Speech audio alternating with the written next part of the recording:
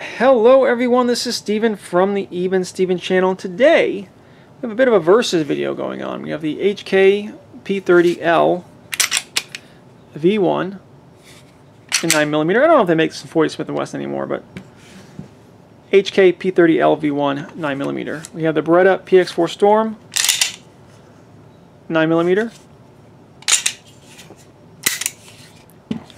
And we have the Sig P250 9mm compact. This is called the compact, but I don't know, it's pretty big for a compact. And what we have here, we have three different 9mm polymer framed, hammer fired, let's just say full-sized handguns. That's a chunky compact, that Sig P250.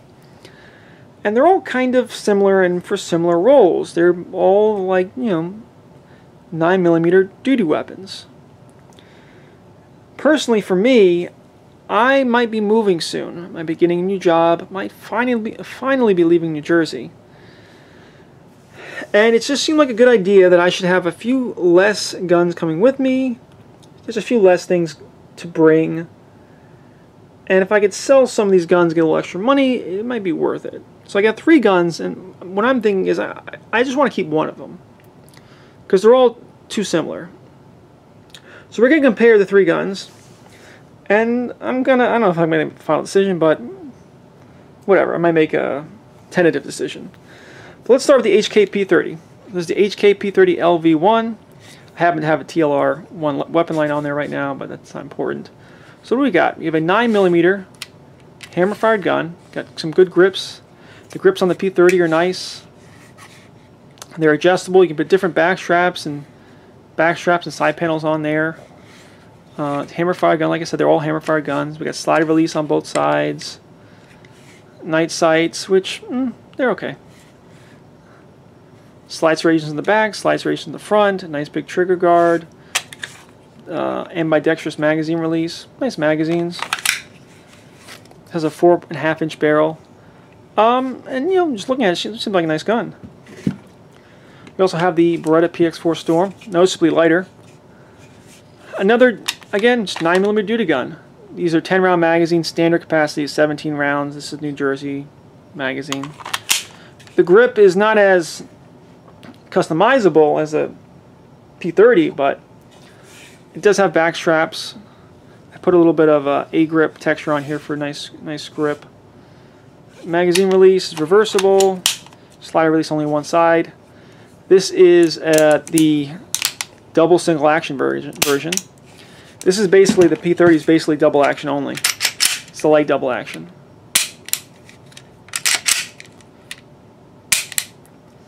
Whereas the PX4 Storm is double or single action. Rounded trigger guard, a single accessory. Oh, so before anyone asks what this is a attachment point for a Blackhawk Omnivore holster. Let me get it out. People often ask what these are. Blackhawk Omnivore holster. There you go. This one's a little loose. It should be a little tighter.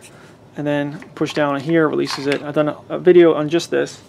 But people often ask what this is. This is not a laser. This is a weapon light attachment point. This is probably a 4-inch barrel. And yeah, not bad. And then the Sig P250. These are actually 40 Smith & Wesson magazines. You can use 9mm ammo in 40 Smith & Wesson magazines. Your reliability might just be a little bit reduced, but they work. You got good grip here. I've always liked the Sig P250 320 grip. It's nice. Slide release on both sides. This is double action only. Takedown release. Standard contrast sights. I think it's a 3-4 position Picatinny rail. The magazine release is reversible, but it's only on one side, same with the PX4 Storm. And I took all three of these guns out to the range. And what was I shooting? I was shooting 115 grain blazer ammunition. And I shot all three of these guns. And how did they shoot? Well, I will say, as far as like recoil impulse, the P250 and the HK P30 are about the same. They're about the same. You know, I try to minimize it in my PX4 Storm video, that the PX4 Storm might have a little bit less recoil, but it wasn't that big a deal. However, shooting these guns side by side, P250, P30, PX4 Storm, the PX4 Storm did have a noticeable reduction in recoil compared to these two guns. Was it a big difference? No, but enough to be noticeable. So even though I try to minimize the PX4 Storm and its rotating barrel system, which is supposed to reduce recoil, there is something there. A little bit. And the PX4 Storm is a fan favorite on the channel. People seem to love the PX4 Storm, who are my subscribers, you know. So I gotta give it to you. I gotta give you more PX4 Storm videos. So the PX4, as far as recoil impulse, the P30 and the P250 are about the same, and the PX4 Storm is a little bit less. Now, how is accuracy? I got some accuracy targets out. Let me see. I got a couple here. Let's start off with this shorter distance. I have 10 yards, 20 rounds. So we got a bunch of rounds. What do we got here? We got HK P30. 10 yards, 20 rounds. This is the H&K P30. And there, it's okay. It's going a little low left. Could be me. Could be me. P250, nice. PX4 Storm, actually really nice. PX4 Storm, that string, whatever it was. Okay. But that's 10 yards, and any gun should be able to shoot 10 yards well. What about 20 yards? Let's do 20 yards. 20 rounds, 20 yards. With the going back to the P30, my rounds are going now high and left. There's something about the P30 trigger, even though I've actually had a bunch of work done on it. I've had the Gray Guns short reset kit put in, I have the straight trigger put in. There's something about the P30 trigger that I don't know, maybe it's me, I'm just not doing it right. However, at 20 yards, this is still combat accurate. Let's see what kind. 1, 2, 3, 4, 5, 6, 7, 8, 9, 10, 11, 12, 13, 14, 15. So that's only 16. I'm counting. Maybe I counted wrong. P250 at 20 yards.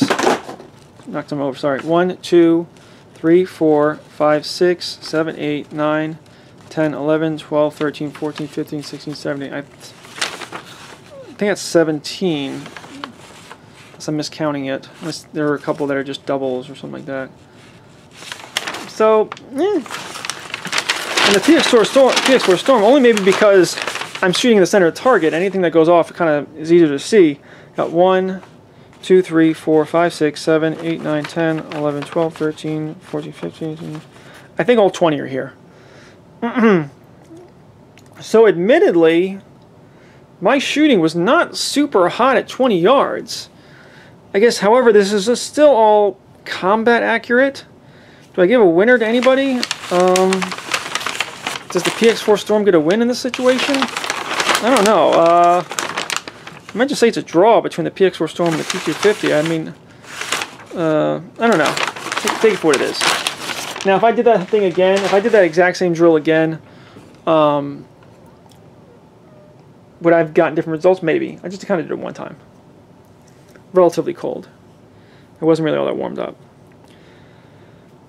So we have recoil impulse, we have accuracy. What about reliability? So I found the PX4 Storm to be pretty reliable. I think I might have had 1 or 2 mishaps and malfunctions that may have been just me not pushing the magazine in hard enough. I remember a training class I did when it was very cold out. I was having trouble like doing things and things were going wrong and my hands were freezing. So I'm going to say the PX4 Storm is very reliable, and possibly any problems with it was just me being cold and fumbling with it. The Sig P250 I've had for a while, and it's also a relatively reliable gun. I would say it's quite reliable. However, over the years I put different calibers in it. This is currently 9mm. I had a 40 caliber full size, and there's a 22 long rifle, so I've had different sizes and different calibers. This is a very convertible gun, the Sig P250, and if you can watch my full video on that, about the Sig P250. You can change the frame and the slide and the caliber and all that stuff.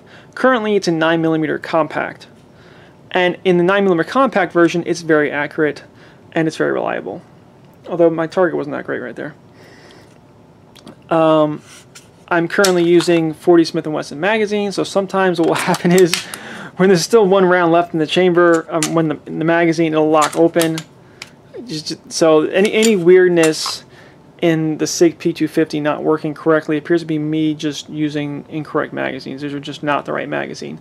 These are 40 Smith & Wesson magazines because I do have a 357 Sig slide for this gun, and I had a bunch of magazines go with it. And even when I bought my 9mm slide, I never bought 9mm magazines. So I'm going to say the Sig P250 is quite reliable, especially when I'm using the wrong magazines. What about the HK P30? Well, I've had it for a while. I've reviews on all these guns, and I've done my 1,000 round review on the HK P30. And I think the problem that I could see is that if you're not using particularly hot ammo on the P30, the slide is not going to go back with enough force to be reliable. So if you use cheap stuff like this, I don't say cheap, but relatively weak ammo, then the HK P30 is not going to cycle right. It'll cycle right most of the time, but once in a while you get like a stovepipe or you get this and that. I remember I was maybe putting too much oil in the gun or oil around the barrel, and I would get oil in the, I can't see it because it's back. I would get oil in the recoil spring, and when I got oil in the recoil spring from putting too much oil on the barrel, it would slow down the slide. It's just all kinds of stuff going on with this P30.